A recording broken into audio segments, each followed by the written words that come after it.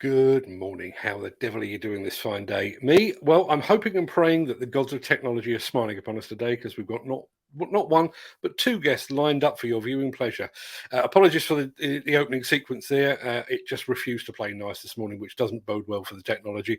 But I will be bringing you the news headlines in just a second.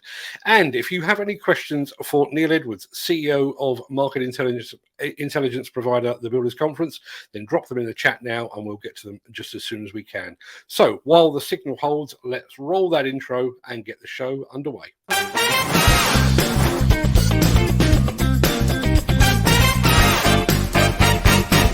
Welcome to the Breakfast Show. I'm your host, Mark Anthony. It's Tuesday, the 2nd of November, and as that remarkably persistent guy just said, welcome to the Breakfast Show. I am your host, Mark Anthony. In today's show, MPs call for carbon consideration as part of the planning process. Balfour Beatty is showcasing its Sustainable Evolution initiative. HS2 Marketplace is to raise diversity and inclusion standards, and we'll be looking back over the construction contract awards recorded in October 2021. We'll get to all of that in just a second, but first let's see who among the rich and the shameless will be celebrating a birthday on this day of days. Happy birthday!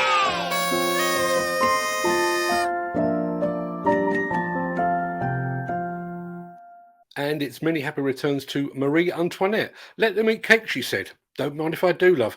Happy birthday also to Hollywood icon Burt Lancaster and to actor David Schwimmer, best known as Ross from Friends, and also to rugby player Danny Cipriani, a man as famous for his exploits off the field as he is for those on it. Many happy returns to them, one and all.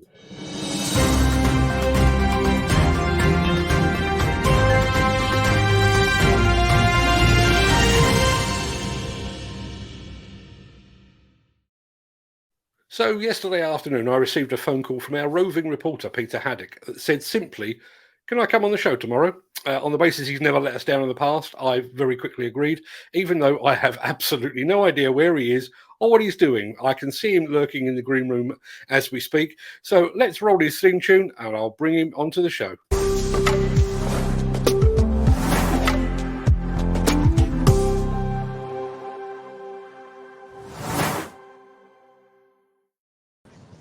Good morning, Peter. Where are you and what the hell are you up to? Well, Mark, we are again at the City of Wolverhampton College. And this is something I've wanted to do for a long time, Mark. You know me, work site of the future. I love a bit of electric. We've talked hydrogen together recently. And I'm here with Jeff Fawkes. He's the director in charge of the government relationship at Sunbelt Rentals. And he said to me, Peter, are you available this morning? Because I've got the setup that you've wanted to see for ages. Jeff, what have we got behind us? So what we've got here, Peter, is we've got a fully off-grid EV and electric plant solution. So we can both charge the electric plant and electric vehicles, the van that you can see behind me here as well, fully off-grid. So we've got the EV charge post, we've got the hybrid battery, which powers both of the charge setups. And then, if need be, we've got backup power if we require it. Mark, what's really interesting about this is truly off-grid. Obviously, with the City of Wolverhampton College here today, but the off-grid element is we could be anywhere. And the most important thing is, yes, that's a generator, but it's running on HVO fuel. Isn't it, Jeff? Tell us about that. It is, yes. So the generator is running fully on HVO and only providing backup power to the battery storage unit. As you said, Peter, completely off-grid, no need for mains power. So this could be deployed anywhere. You could deploy it on a compound, you could deploy it on an event, you could deploy it on any temporary construction site anywhere in the country.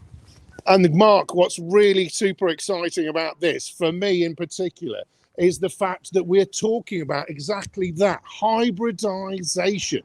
Why is that important? Well, that electric battery there can actually charge up this van and obviously this JCB that we've got behind us. But the thing about the hybridization is you don't need a massive diesel generator on site for, the one big crane that needs all that electric power. That can work together with the battery to provide that power when it's needed for, say, a couple of hours in the day. And what that battery pack is doing is it's optimizing the performance of that diesel generator. So that's charging that thing when it's on, when it's needed, and then it just turns off and we use battery power. Jeff, it's really, really sustainable way of doing things, isn't it? It is, Peter. You know, as you say, the battery storage unit is powering both of the vehicles here and charging them. And then literally the generator is just providing backup power to that battery storage unit. And by using HVO, which is a renewable fuel, fully sustainable, you know, this is the most sustainable temporary off-grid solution that's out there. And Mark, just to add in here, when you have an electric site, guess what happens? Somebody turns up in an electric van. They get out of the van, they plug it in, and they start charging it, don't they, Jeff? Absolutely, yeah. Then they walk across to the electric JCB machine, and they start using it. And when they come back to their van, it's charged. It is, yeah. Van's fully charged, ready to go back home, and then they've been able to use the electric plant during the day, come back, plug the electric plant in, recharge that for the next day. Mark, it's super simple. It's electric, and of course, when we're looking at off-grid, there is the solution there as well. And you know, you're not only looking off-grid from a diesel generators, there's other feeds that can go into here, isn't there, Jeff? So we might have like a GenQuick groundhog that do welfare units for you with solar powers on the top. So those can feed into the battery, can't they? They can, yes. You know, we've got a piece of electric plant and a van here, but any type of equipment can be plugged into this type of system. So it's really flexible from that point of view in terms of what you can power. So big net zero thumbs up from me, Mark, here today. And thanks very much, Jeff, for inviting me down. And thanks very much, Mark, for inviting us on the show. Just before you head off, Peter, I've got a very quick question for Jeff. Yep. I'm hearing reports from out in the field, and I guess this is probably regional, and obviously Sunbelt is a big company and probably has a bit of sway, but I'm hearing stories of demand outstripping supply on HVO. Are you seeing that at ground level, Jeff? Jeff, what Mark's asking there is he's seeing the demand outstripping the availability of HVO. What are you seeing out there in the marketplace? We're still seeing we can get sufficient HVO. We have seen a significant increase in the demand, but it's something that we're working very hard to keep up with that demand that's being asked of us. But at the moment, we're not seeing any challenges with supply. There's your answer, Mark. No challenges of supply for Sunbelt at the moment. But obviously, what we've got to consider, Mark, is the fact that this is going to be more and more popular. And as you know, I've done a podcast on HVO, content with media podcast that people can search for. And that explains all about the fuel and why they're so important. But we know that those providers are ramping up as well, which is really important, isn't it, Jeff? It is, yeah. It is really important because it's an important part of the solution. Because it's a renewable fuel and it's such a significant CO2 saving versus diesel. There you go, Mark. You're an absolute star, pair of you. Thanks ever so much. I don't know whether it's just the glare on your camera, but it looks like the sun is really shining on the righteous today. So hope you both have a good day. Well, Mark, it's a typical thing. You set up and the sun has literally come round as we're on the live. So apologies to any listeners if we got a bit of a glare there. No, it looks good. It looks good. Thanks ever so much for joining us, both of you, and I shall speak to you both a bit later on.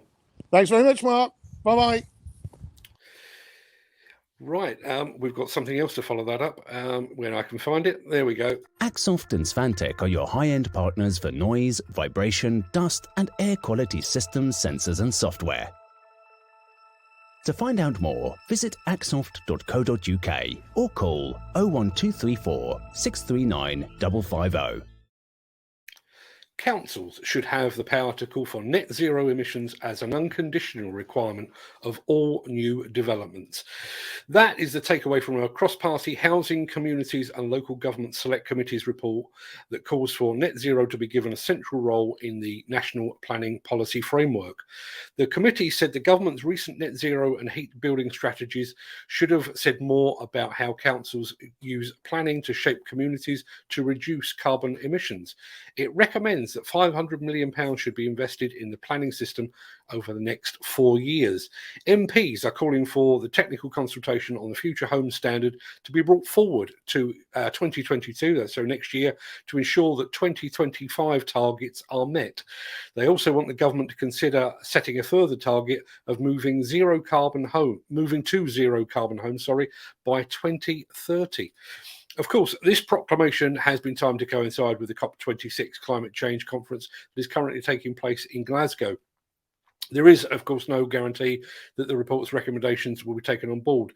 However, given that demolition contractors are often the first on site, any such changes would surely extend to their activities.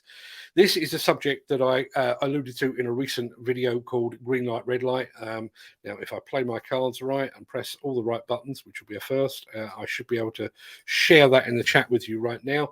You can check that out. I'm also sure this is going to be a topic for discussion when Neil Edwards joins us in just a few moments. The Miller GT series heralds a new era of unrivaled power and cutting-edge intelligent coupler technology, increasing job site safety, machine versatility, and productivity. It's the added versatility that you need at the value you can afford. To find out more, visit millergroundbreaking.com. Now, on the subject of COP26, I don't know about you, but I watched part of the opening ceremony yesterday afternoon, and I was struck by two things.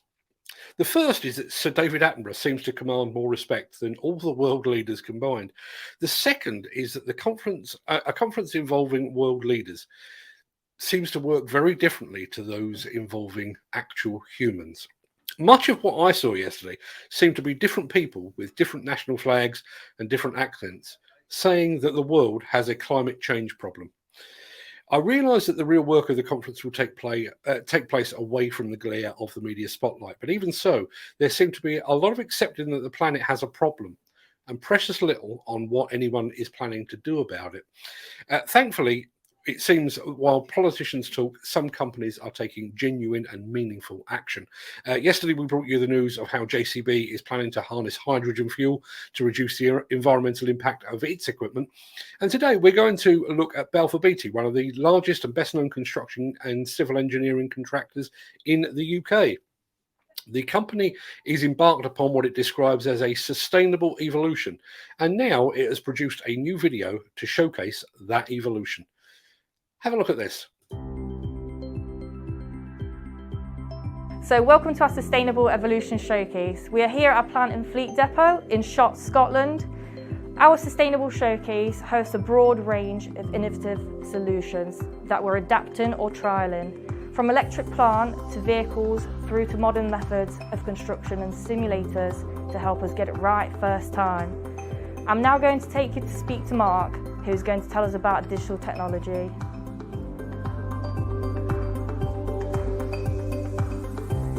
Hi Mark.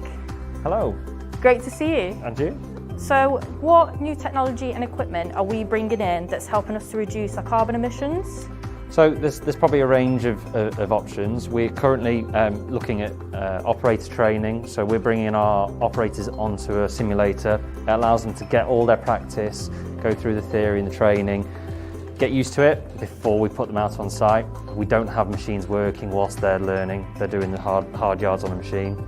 So what Richard's doing here, operating a site and a machine on site remotely, is actually going to become a reality in the not so distant future. So we'll be able to put operators and machines working on site without people having to travel to site. So we get not just machine saving by efficient machines, we get the operator not having to travel. So we get a double benefit on the CO2.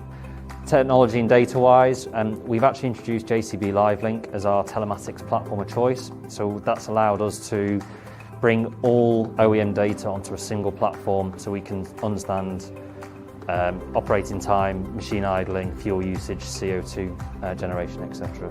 Across all of our project sites. Over the last 12 months, using JCB LiveLink as the platform, we've been able to reduce our machine idling on our sites by 10%. That equates to hundreds of thousands of litres of fuel saved and CO2 emitted across the jobs. Thanks for that, Mark. No problem. I'm just going to take you to Andy and Ewan, who are going to talk about some of our site setups.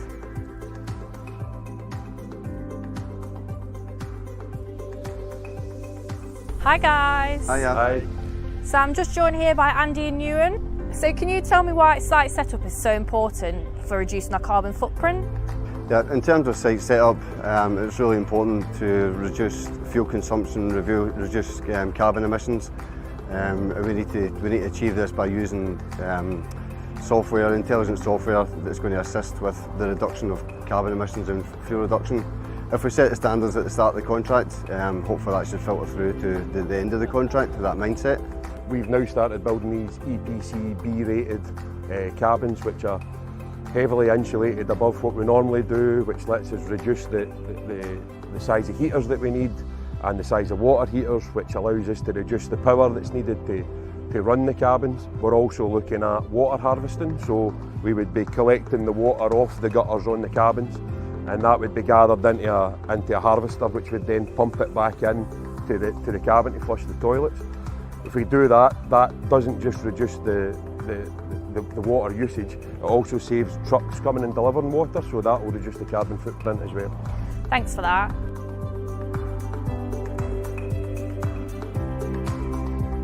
Right guys, hope you enjoyed our tour today. A big thank you to all the team for getting involved.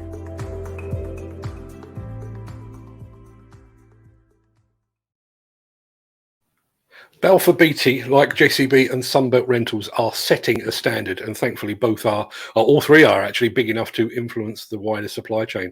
I've got to admit, I've currently got more faith in a business than I do in Boris Johnson and his cohorts.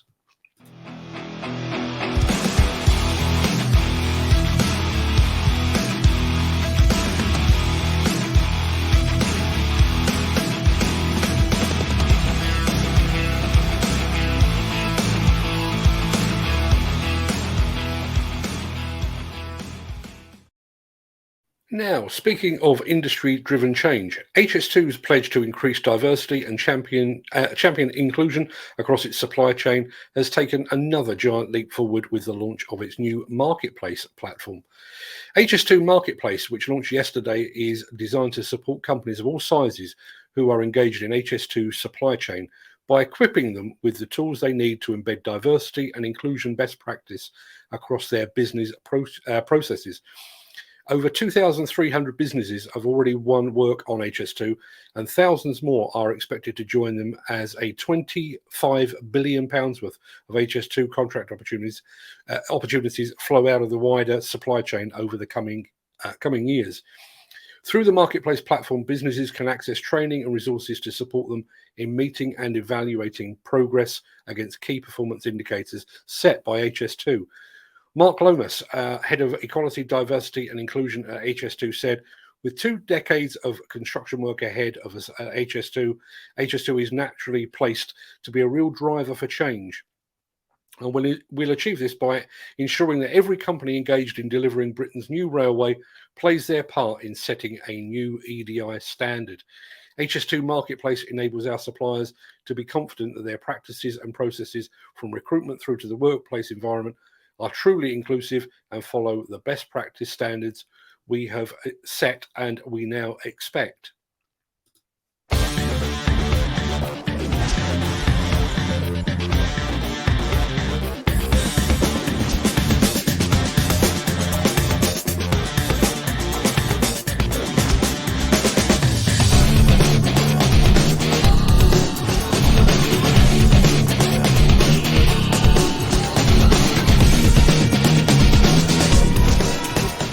I'll be back here tomorrow, hopefully a little bit shorter show tomorrow, but it will be more of this old stuff and nonsense anyway.